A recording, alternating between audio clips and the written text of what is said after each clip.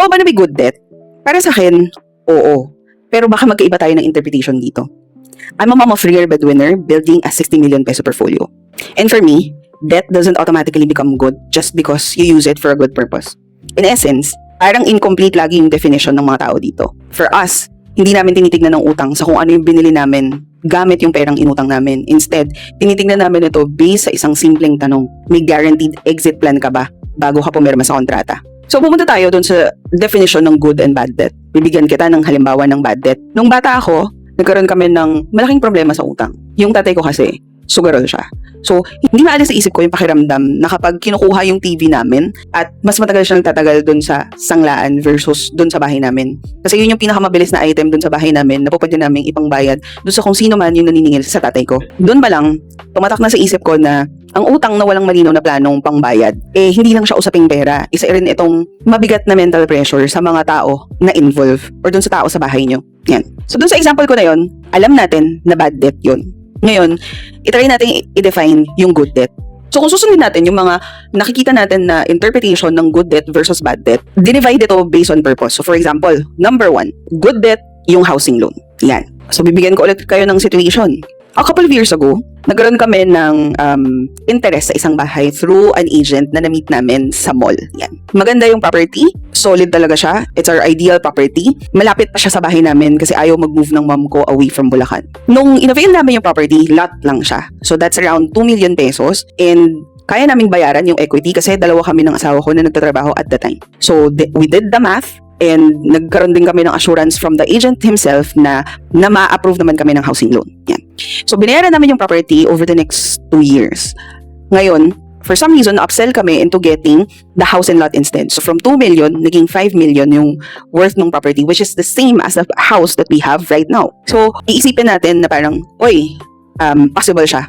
Lahat nun, clear for us na bayaran namin yung 2 years pero syempre medyo nag-struggle kami and ilo-loan na namin yung bahay. So ngayon, nandun na kami sa part na ilo-loan na namin yung bahay kaso ang nangyari is hindi kami na-approve. And dahil medyo late yung pag-upgrade namin dun sa house and lot, hindi naging sapat yung pera namin to cover the whole 20% of the deposit. So wala kaming nakuha from the Macedalo. Iko-consider ba natin yung loan na yon na good? So dun sa situation na yon, good yung purpose nung loan namin pero wala kaming nakuhang pera pabalik. Good pa rin ba siya?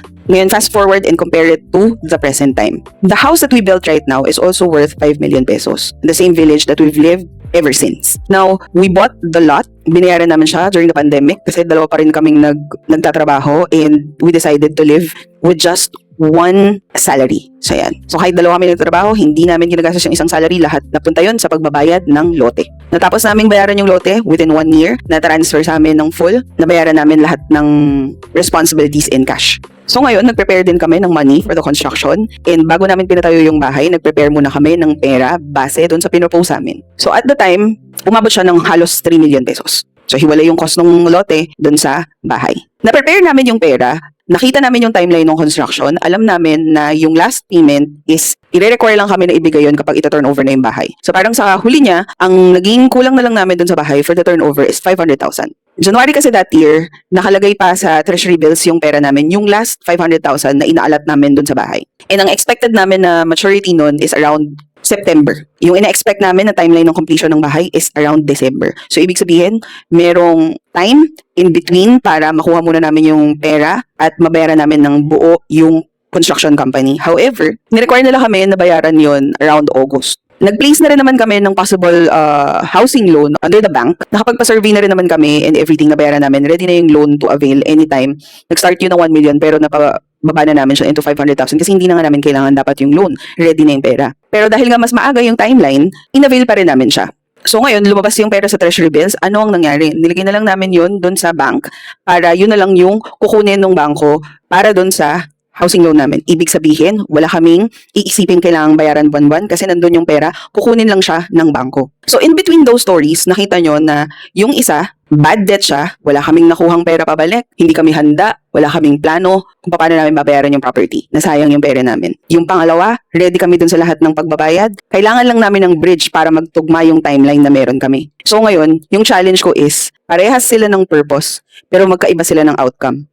Yung isa is a bad debt, the other one is good debt. Pag ginamit natin yung same logic sa business, na good debt yung paglo-loan para sa business. Pag nalugi ba yung business, good debt pa rin ba siya? Kasi sa tingin ko, kapag usaping business naman, halimbawa kung maglo-loan ka dahil meron kang parating na order na bayad na 50%, tapos nag-loan ka lang para ma-cover yung another 50% para mabuo mo and ma-deliver mo yung item, and then after ma-deliver yun, makukuha mo na yung full payment. Para sa akin, good debt yun kasi naka-ready na yung payment. Kailangan mo lang tapusin yung actual business na kailangan mong i-deliver. Ngayon, kung maglo-loan ka para magsimula ng negosyo na hindi mo pa subok, medyo dangerous yun. Kasi bibigyan ka na agad niyan ng pressure ng kung magkano yung kailangan mong kitain buwan-buwan para lang ipangbayad dun sa interest na yun. So I think, for me, kailangan lagi nating tatandaan, what's the exit plan? Ano yung plano ko para makabayad? Para maklear yung pangalan ko, para hindi ako magkaroon ng responsibilidad na mas mataas sa kaya ko lang na isustain.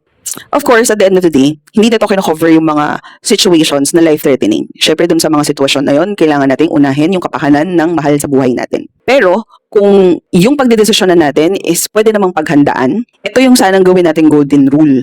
Ang magandang utang ay dapat short-term, planned, at may nakahanda kang pambayad. Kung hindi mo alam ang eksaktong panggagalingan ng pera na ipambabayad mo sa utang, kahit na maganda pa yung purpose mo, hindi siya asset. Risk yan para sa pamilya mo. Anong klaseng utang ang minamanage mo ngayon sa sarili mong budget? Let me know in the comments below. That's the update for today, group mates. See you on the next one.